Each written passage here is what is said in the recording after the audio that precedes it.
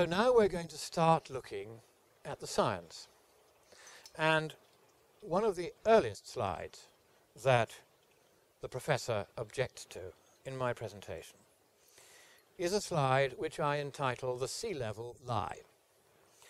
And that is a misstatement in Al Gore's sci-fi comedy horror movie, in which he says that sea level rise caused by melting of Greenland and Antarctic ice sheets will be 20 feet imminently.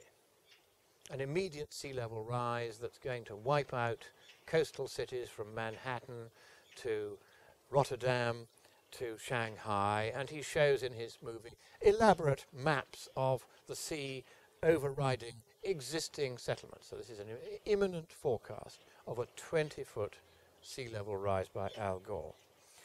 Now what my slide says, and you can see it on the screen, is that the UN's climate panel, the IPCC, and I'll be referring to them quite a bit in this talk, says that there will be, or implies by publishing data on past contributions to sea level rise, that if you were to extend those past contributions over a whole century, then the sea level rise would be something like 6 centimetres, whereas Al Gore's prediction of 20 feet from the same source, just from these ice sheets, would be more like 610 centimetres, so a 100-fold exaggeration.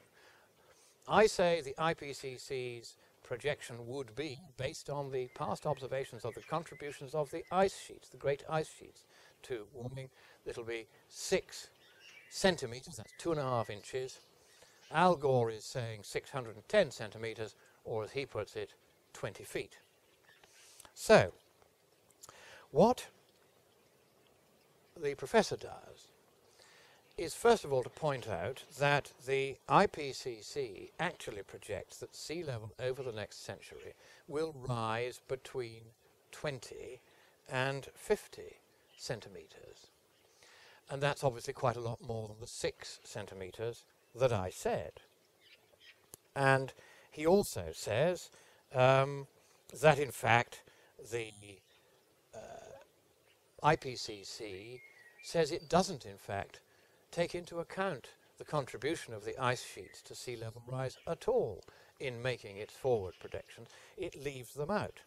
And so its figure doesn't even include the 6 centimetres of sea level rise from the melting of the ice sheets that I'm talking about, because, he says, they can't tell how much melting of ice there's going to be.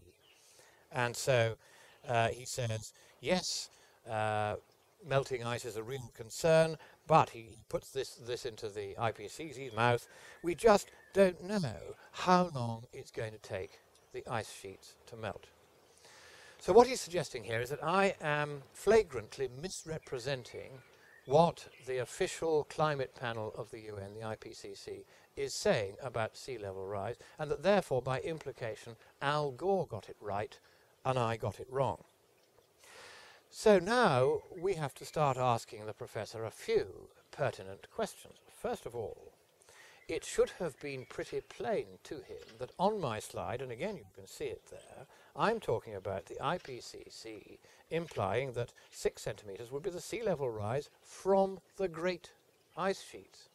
Now most sea level rise doesn't come from melting ice, it comes from thermosteric expansion of seawater. In other words, as the water gets warmer, it occupies more volume and that causes the sea to rise. That's the biggest contribution in the past to sea level rise and is likely to be the biggest contribution in the future. So what I was talking about, and made clear in my slide, was 6 centimetres of sea level rise from the great ice sheets. And you can see that that is indeed the figure which, if you extend it over a century, would be implicit in the table of the IPCC's own contributions to sea level rise, which appears on that slide. Now, he is wrong, unfortunately, to say that the IPCC's figures don't include ice melt, because they are plainly listed in 2 separate lines on that table, one for the Greenland ice sheet and one for the Antarctic ice sheet. They are plainly included in its observed contributions to sea level rise. So where did he get this idea from that the IPCC wasn't able to make predictions about future rates of sea level rise coming from the melting Greenland and Antarctic ice sheets? Well, he gets that from a comment made by the IPCC, and he's quite right to draw attention to this, that the sea level rise from ice sheet melting can't be forecast exactly because there may be certain what they call dynamical effects. That means very sudden and very dramatic losses of sea ice caused by global warming, and they aren't able to put a figure on that. Now that is quite true, but he is wrong to infer from that that therefore we don't know how long it's going to take for the sea level to rise, because the point that he very carefully doesn't mention in trying to attack my slide here is that the IPCC says one thing which he is very, very, very careful not to quote. It says that whether or not you get these dynamical losses of ice, they do not expect the Greenland ice sheet, just to take one example, to melt away completely for many millennia. For millennia. Now, a millennium is 1,000 years. So they're going to say it's taking several thousand years before Greenland could lose its ice sheet completely, as it did, for instance, 850,000 years ago, when there were forests growing all over Greenland, where there's a couple of miles of ice today. And this is another slide from my presentation that somehow the professor found it expedient not to mention. The judge in a High Court case about whether Al Gore's movie could be shown in schools without any corrective guidance being supplied by the Department of Education to tell people it was a propaganda film and not a science film. And the judge found in favour of those of us who were attacking Gore's film for being propaganda. And he looked at the sea level claim of Al Gore in particular. And he said this. He said, the Armageddon scenario that he depicts is not based on any scientific view. Now, the judge came to that view after having heard the British government desperately trying to defend Al Gore on sea level rise, using arguments almost identical to those of the professor.